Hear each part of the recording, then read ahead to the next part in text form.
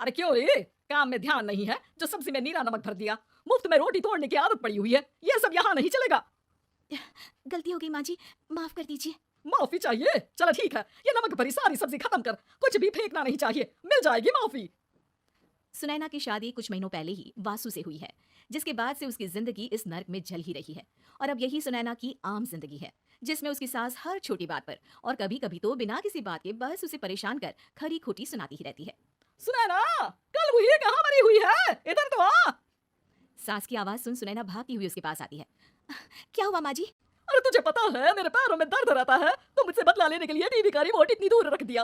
अरे मुझे ज्यादा खड़ा कर पैर तुड़वाना चाहती है क्या? आज पूरा दिन तू एक पैर पर काम करेगी, अगर कहीं दूसरा पैर जमीन पर रखा तो मुझसे बुरा कोई नहीं होगा। सास और सुनैना की ये कहानी उसकी ननद सिम्मी बहुत करीब से देख रही होती है, जिस वजह से उसके मन में ससुराल और सास के लिए डर बनने लगता है। इसी तरह दिन बीतते हैं। एक शाम वासु और सुनैना साथ बैठे होते हैं। क्या बात है, तुम दिन पर दिन कमजोर कैसे होती जा रही हो? नहीं तो आपको ऐसे ही लग रहा होगा, मैं बिल्कुल ठीक हूँ। हो सकता है, पर चलो ध्यान रखना, मुझे कुछ काम है। ऐसा बोल जैसे ही वासु जाता है, तभी सिम्मी वहां आ जाती है। भाभी, आप भाई को माँ के बारे में बता क्यों नहीं देती? वो आपके साथ बहुत गलत करती है। क्या सारे ससुराल वाले ऐसे ही होते हैं? भाभी, मुझे तो शादी नहीं करनी, बहुत डर लगता है मुझे। अरे तुम बेकार ही टेंशन ले रही हो, ऐसा कुछ नहीं है। मुझे पता है तुम्हारा ससुराल बहुत अच्छा है, इसलिए खुशी खुशी ससुराल की तैयारी करो। सिमी तो वहां से चली जाती है, लेकिन सुनैना उसकी बातों से सोच में पड़ जाती है। कुछ दिनों बाद सुनैना के मम्मी पापा और भाई उनके घर आते हैं, जिन्हें देख सास हैरान रह जाती है। आप लोग सुनैना से मिलने आए हैं?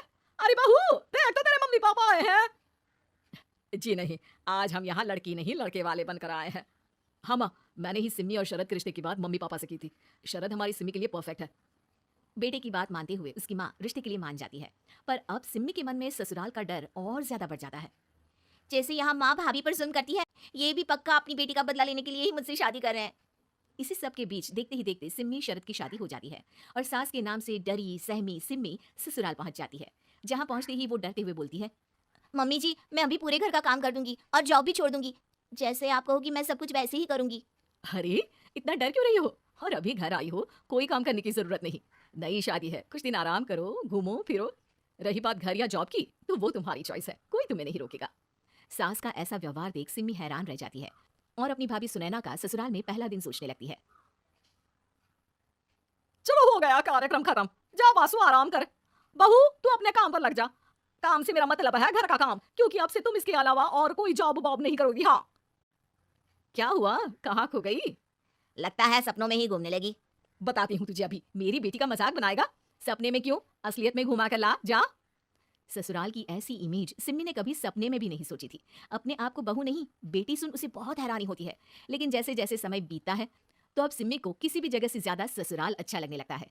एक दिन सिम्मी सबसे मिलने मायके आती है तो अपनी माँ को भाभी पर चिल्लाते हुए देखती है।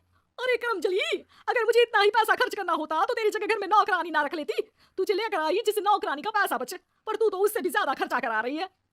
बस माँ, तुम्हें कोई कुछ बोलता नहीं तो हर हद पार करोगी क्या? अगर यही सब मेरी सास करे तो? और तो उनकी बेटी को जिंदा गाड़ दूंगी। तुम्हारे और उनके अंदर यही तो फर्क है माँ। तुम उनकी बेटी के साथ क्या क्या करती हो, सब कुछ पता होने पर भी वो तुम्हारी बेटी को पलकों पर बिठा कर रखते हैं। एक आप है, उनकी बेटी को अपनी बेटी जैसा तो क्या बहू तक नहीं समझती। माँ, आपको सुनकर मिर्ची जरूर लगेगी, लेकिन मेरी सास मेरी माँ से अच्छी माँ और सास दोनों हैं। इस पर सिम्मी अपनी माँ को अपने ससुराल और उसके प्यार के बारे में सब कुछ बताती है, जिसे सुन सुनैना की सास को अपनी हर गलती का एहसास होता है।